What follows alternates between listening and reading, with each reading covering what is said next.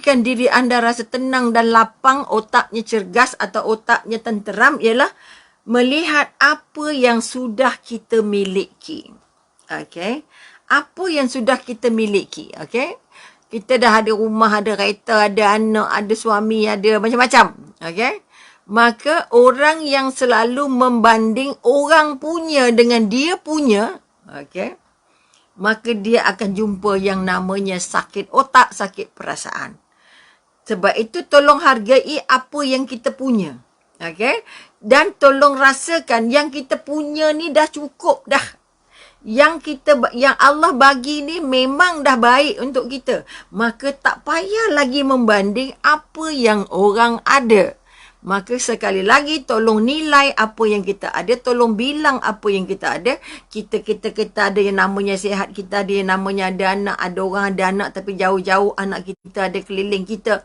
Mungkin gaji, mungkin duitnya, mungkin hartanya tak sebanyak orang. Ada orang banyak hartanya, banyak duitnya tapi tak boleh nak belanja sebab tak ada borang. Contoh. Ataupun kita kata tak nak belanja sebab sayang. Maka kita nak bangun balik kekuatan. Apa yang kita ada ini sudah sangat baik. Okay, sudah sangat baik. Allah dah bagi you the best. Boleh atau tidak? Sebab itu pantangnya, kalau tak ada stres dalam hidup, pantangnya jangan tengok, jangan banding orang punya dengan kita punya. Tapi hargai apa yang kita dah punya. Ada kereta buruk tapi tak pernah rosak. Ada orang baru beli kereta, rosak dah. Cerminnya pecah lah, skrin pecah lah, apalah itulah. Macam-macam ada. Tapi kita walaupun pakai kereta lama, tapi syukur Alhamdulillah sampai semua. Boleh nampak? Tenteram je. Bila servis pun servis okey je. Ini kekuatan yang namanya jumlah dengan berkah. Kalau kita terus membanding apa yang orang ada dan nak banding dengan kita, kita tidak pernah rasa selesa. Tidak pernah rasa tenteram. Nampak jubah dia, ada manik banyak-banyak. Betul? Cuba tengok kat jubah kita. Ada juga manik. Tapi tidaklah sebanyak manik dia. Bukan manik tu buat dia tambah cantik. Tapi cara kita pakai tu mungkin cantik. Warna yang kita pilih mungkin cantik. Saiz yang kita pakai mungkin sesuai. Ada orang bajunya memang lebih mahal dari baju kita. Tapi bila digambar, kita nampak lebih cantik dari dia. Contoh. Tapi kalau boleh dalam hidup, kalau nak tenteram fikirannya, jangan banding apa orang ada dengan kita punya. Boleh ke tidak? Oh, anak dia tu gajinya besar. Gaji besar belum tentu dia dapat duitnya. Anak kita gajinya kecil tapi hari-hari depan mata.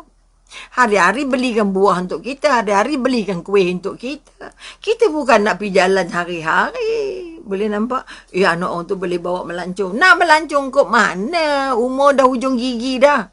Okay, contoh. Artinya selagi kamu mula membanding-banding apa yang kamu ada dengan orang ada, kamu tidak pernah bersyukur. Kamu tidak pernah bersyukur. Sebab itu kita kata ada kawan itu anaknya semua pandai-pandai, semua kerjanya besar-besar. Tapi nak balik punya susah. Akhirnya orang gaji juga jaga. Akhirnya orang gaji juga hantar ke hospital. Akhirnya orang gaji juga picit kita. Akhirnya orang gaji juga yang tak apa kita kata ketika nazak ajar kita. Jangan main-main. Anak yang pandai-pandai tadi di mana? Akhirnya balik setelah sampai ke rumah setelah jenazahnya dikapankan. Setelah jenazahnya kuburkan. Maka sekali lagi jangan susah hati tengok anak orang gajinya besar. Baliknya 2 tahun sekali, 3 tahun sekali. Kadang-kadang 5 tahun sekali. Kenapa lama sangat tak balik? Luar negara. Kita yang anak kita gajinya tak berapa banyak pun. Tapi hari-hari dengan kita. Seminggu sekali datang tengok kita. 2-3 hari sekali datang jumpa kita. Okay, ini kekuatan-kekuatan. Siapa nak tenang, jangan banding apa kita ada dengan orang lain punya. Okay? Jelas agaknya? Kalau kita nampak tudung dia begitu, tudung dia begini, tapi tengok pula harganya berapa. Kalau harga tudungnya mahal pun belum tentu buat dia cantik. Yang buat kita cantik itu ialah akhlaknya, bukan tudungnya. Bila kita kata akhlaknya, makanya kekuatan yang nak diangkat ialah pakaian itu kelihatan cantik kalau dipakai oleh orang yang akhlaknya cantik. Sebab itu kita kata kalau kita perhiasan itu cantik kalau satu-satu-satu. Kalau pakai gelang sampai 10, hilang cantiknya. Pakai cincin sampai 10 jari ada cincin, hilang cantiknya. Betul? Oleh itu sekali lagi, kalau anda ada cincin satu, izin Allah tak suka pakai cincin. Maka kalau ada satu cincin cantik, yang paling cantik satu. Ini kekuatan-kekuatan yang nak diangkat. Mudah-mudahan kita lah antara orang yang bahagia. Okey, seterusnya. Ya Allah, kita katakan yakin dengan musibah. Hati akan bergerak untuk berdoa. Okey. Pertama kita kata kita takut musibah. Ya Allah, ni ujian PKP atau virus apa coronavirus ini ujian ke bala ke apa, macam-macam orang mentafsirkan. Orang mentafsirkan macam-macam. Tetapi kalau kita mentafsirkannya dalam keadaan yang sangat positif, maka kita jadi orang yang lebih sihat, lebih tenang, lebih lapang. Maknanya apa kita kata? Musibah itu mahal. Sebab itu kita kata semua orang berdoa. Ya Allah, sampai orang Mekah doa untuk Malaysia. Wanita-wanita Arab berdoa untuk Malaysia. Seolah-olah negeri mereka selamat. Akhirnya Mekah Madinah juga kena dengan virus. Artinya sekali lagi bukan salah doanya. Kekuatan dapat musibah membawa kita supaya kita benar-benar boleh berdoa secara paling khusyuk. Ini kekuatan.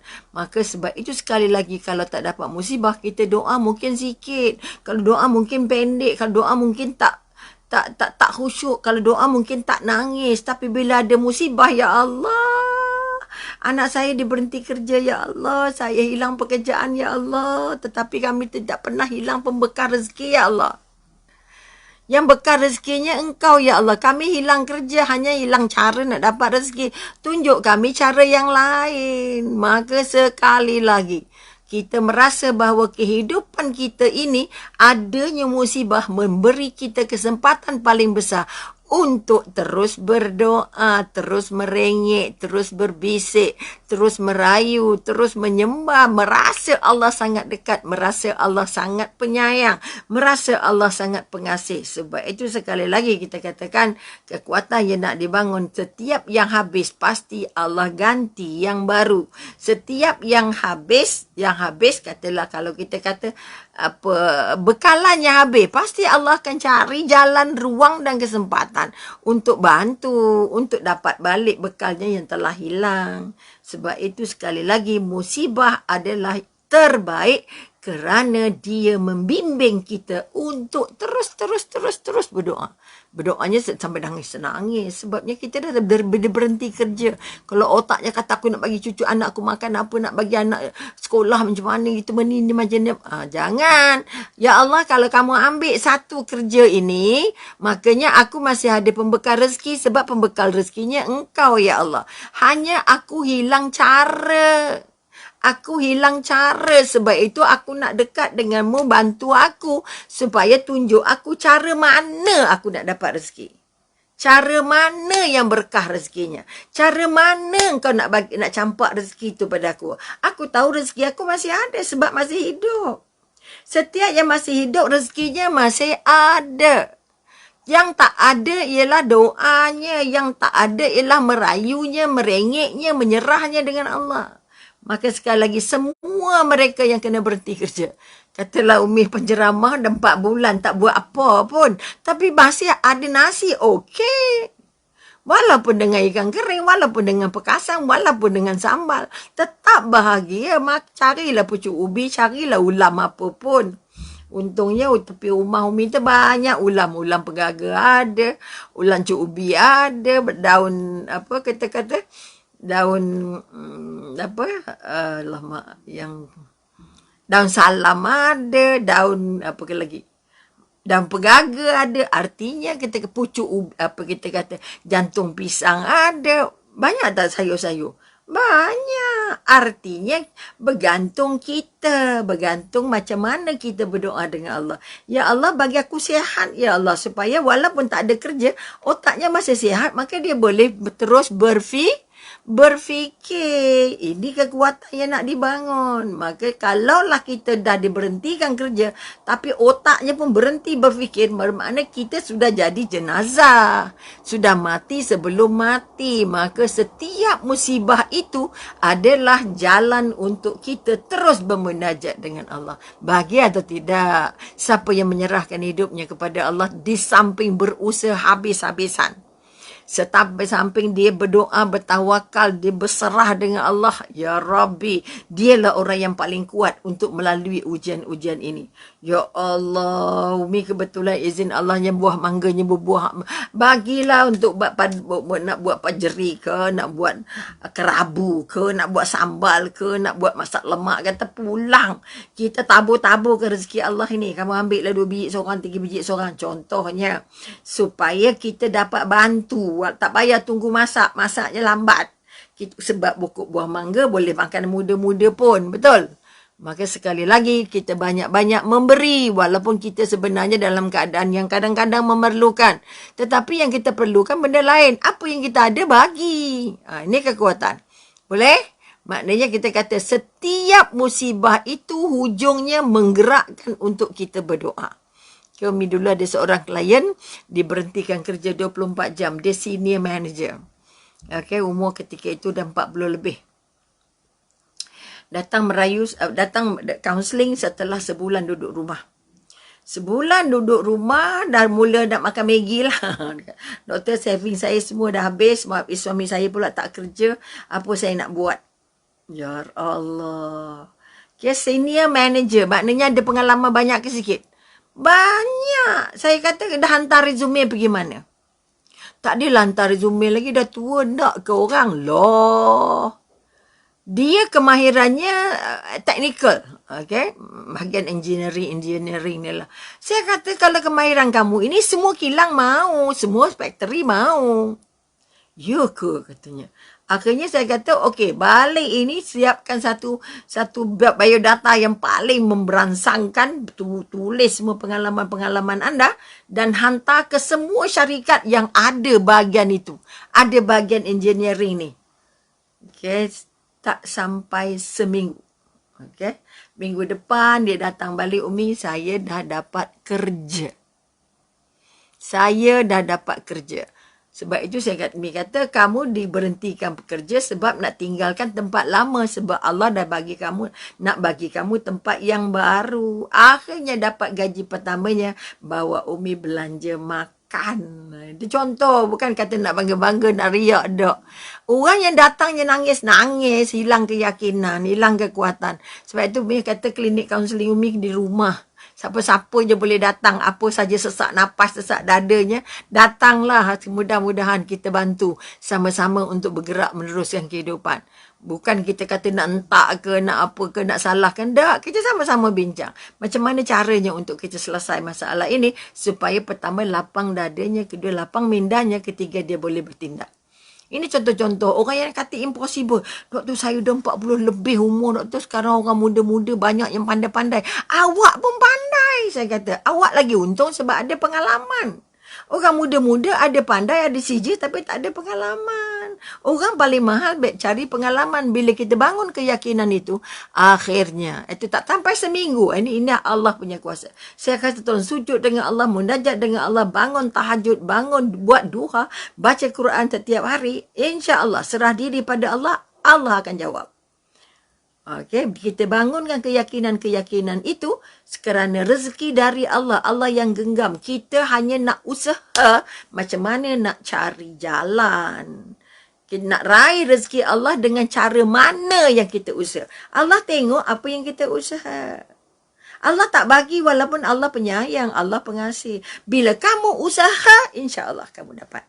Kerana aku yang bekal, bukan orang lain yang bekalnya. Kemudian kita kata yang paling penting dalam hidup kalau kita ditimpakan dengan ujian, tadi kita kata setiap ujian itu mendorong kita untuk berdoa. Kedua kita kata setiap musibah itu akan membantu kita jadi lebih kuat. Setiap musibah itu bantu kita jadi lebih kuat. Jadi lebih sabarnya, lebih fahamnya. Sebab itu kita kata orang tua itu mahal. Warga emas itu mahal kerana dalam diri mereka ada kekuatan. Dalam diri mereka ada pengalaman. Dalam diri mereka ada contoh. Sebab itu saya menyeru kepada semua warga emas. Tolonglah beraktif di mana-mana lah. Kau suka persatuan-persatuan lah. Suka kelab-kelab lah. Suka apa-apalah. Kerana setiap orang warga emas punya modal paling besar untuk dikongsikan dengan orang muda. Carilah persatuan-persatuan apapun, carilah kelab apapun, carilah surah dan masjid apapun. Bantulah untuk membuat kerja-kerja amal jariah kerana kita kata orang yang sudah melalui banyak ujian, banyak musibah, daripada muda, daripada kecil, daripada besar, sampai dewasa, sampai kahwin, sampai bercerai, kahwin semula dan sebagainya. Dapat cucu, dapat menantu. Ya Allah, ada yang menantu jadi ratu, ada yang menantu jadi hantu. Semua ini adalah pengalaman. Jadi sebab itu sekali lagi orang tua yang tidak memanfaatkan ataupun kita kata warga emas yang tidak memanfaatkan ilmu dan pengalamannya, dialah manusia paling rugi. Maka tolong bantu anak-anak muda dengan pengalaman kita supaya mereka benar-benar kental. Setiap musibah itu membangun keyakinan. Setiap musibah itu menambah kekuatan. Okay? Orang yang pernah jatuh sungai, dia tak takut sungai dah. Orang yang pernah jatuh tangga, dia hati-hati. Umi pernah jatuh tangga masjid, akhirnya patah anak jari. Sampai hari ini kalau turun tangga, naik tangga, double careful. Macam orang dah 100 tahun umur. Takut sangat, kerana sangat berhati-hati. Sebab ada pengalaman jatuh tangga. Dan pengalaman itu membuat Umi 3 bulan naik wheelchair. Sebab tak boleh pijak. Itu pengalaman. Jadi kita tengok orang pakai wheelchair, kita dah ada pengalaman. Ya Allah. Mak Mi stroke 2 tahun dan jalan pakai wheelchair. Jadi bila Mi jumpa orang sakit naik wheelchair, tidak ada lagi ingatan yang datang selain ingatan balik mengimbau pengalaman bersama ibu yang duduknya dengan wheelchair lebih banyak daripada berjalan-jalan setelah dia dapat stroke selama 2 tahun. Ini pengalaman. Jadi kita dah tahu perasaan orang yang duduk wheelchair macam mana. Sebab Umi sendiri dah pernah duduk wheelchair 3 bulan kerana patahnya kaki. Rupa-rupanya kalau kita nak pergi ceramah naik wheelchair, kalau dah ceramah di hotel, oh ya hotel sambut kita. Wow. Umi tak pernah tahu. Rupanya hebat juga layanan orang yang pakai wheelchair ni. Jadi ini pengalaman Umi bagi ceramah di masjid ke, di surau ke. Oh, dia angkat wheelchair Mi tu 3 orang, 4 orang. Jadi Umi dah tak payah pusing dah rodanya. Itu contoh-contoh. Jadi macam manja sikit. Itu di antara manisnya orang yang kita kata dijemput ke majlis yang pakai wheelchair. Banyak sangat yang nak bantu. Okay, nak pergi tandasnya, nak pergi makannya, nak pergi mandinya. Nak pergi solatnya. Ini sebahagian dari kekuatan. Oleh itu sekali lagi, jangan takut dengan musibah. Kerana setiap musibah itu membantu kita jadi kuat. Okay, membantu kita jadi kuat. Umi dulu ditipu oleh orang yang kata jadi saksi tapi rupanya jadi garantor. Sampai hari ini, ya Allah, tanya 10 kali kalau ada orang minta nak jadi garantor. Saya minta maaf, saya boleh jadi saksi tapi tak boleh jadi garantor. Kerana pengalaman masa lalu jadi garantor, orang yang minjamnya hilang, akhirnya kita yang kena bayar. Tapi kita anggap itu sebagai ibadah. Maka ibadah akan membantu kita kalau tidak di sini, di sana. Ini contoh.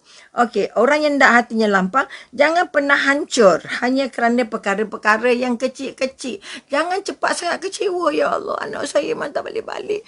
Anak saya tak masuk untuk saya. Anak saya tak hantar saya pergi hospital. Sekarang dah ada Grab. Telefon je. Okey? Maknanya kalau anak tak boleh hantar, suruh anak telefon Grab, hantar mak. Ambil mak kat rumah, hantar mak pergi hospital. Dah habis besok sayang, mak dah habis dah, tolong telefon Grab untuk mak nak hantar balik. Jangan sedih tengok anak orang pimpin maknya pergi hospital. Kita tak ada yang pimpin pun, anak semua kerja. Jangan. Sekarang ini sudah ada semua kemudahan. Oleh itu sekali lagi sebagai ibu dan ayah, kalau tak dapat perhatian dari anak-anak, tolong minta mereka usahakan supaya ada orang yang bagi perhatian pada kita. Ada orang yang boleh datang pagi balik petang, ada orang yang boleh kemas rumah seminggu sekali, ada orang yang boleh masakkan kita pagi-pagi, macam-macam ada. Sebab itu jangan merasa cepat kecil hati, cepat tersinggung, cepat merasa Allah sedihnya. Jangan. Anak tak bawa kita pergi makan. Kita boleh pakai berapa nombor 77. Apa saja boleh order dah sekarang. Online. Datang terus. Centakinya ke apa ke bendanya, nak rojak ke, nak apa kata, nak laksa Johor, nak laksa Penang, nak laksa Kedah, semua ada. Artinya sekali lagi, kalau anak kita tak beli, kita order tempah aja. Contoh, ini pengalaman-pengalaman yang sudah Umi lalui. Sebab itu kalau anak sibuk, jangan buat kita sibuk sedih. Buat kita sibuk bahagia macam mana. Kalau anak tak boleh hantar, bagi macam mana kita nak buat. Okay, kadang-kadang kalau anaknya 2-3 orang, seorang boleh hantar, seorang boleh ambil. Okay, no problem. Yang kecil hati ialah boleh hantar tapi tak boleh ambil. Kenapa tak tunggu? Jangan. Bagi kemudahan apa yang anak boleh buat. Jangan hal-hal kecil ni. Ya Allah. Mak cara nak pergi beli buah tadi tak ada siapa-siapa dekat rumah macam mana. Ya Allah. Tak ada hari ni, esok. Tak ada pagi, petang. Tak ada petang, malam. Kan ada pasar malam namanya. Okay. Supermarket kan buka sampai malam. Jadi jangan sebab anak tak layan kita nak belikan ubat. Ubat mak dah habis. Ubat gosok dah habis. Tak dapat beli buah. Nak pergi beli tu, nak beli ni. Kerana hal-hal yang kecil ini buat kita sakit hati, hancur hati, sedih. Nak ubat balik susah. Semua mak sayang anak tapi belum tentu semua anak sayang mak. Jadi anak-anak yang dulu sampai tu anak yang lebih sayang kita lah tu. Kononnya. Kadang-kadang ikut keperluan. Anak ini lega sikit. Anak ini tak lega sangat. Anak ini sendat jadualnya. Jangan kata, kamu memang tak sayang. Sibuk kerja je. Tak ada ingat mak. Jangan. Jangan buat anak kecil hati. Kerana dia akan jadi buat kita berdosa. Dia berdosa, kita berdosa. Kalau kita tersinggung, kita kecil hati, kita merajuk, kita hancur hati. Anak jadi durhaka.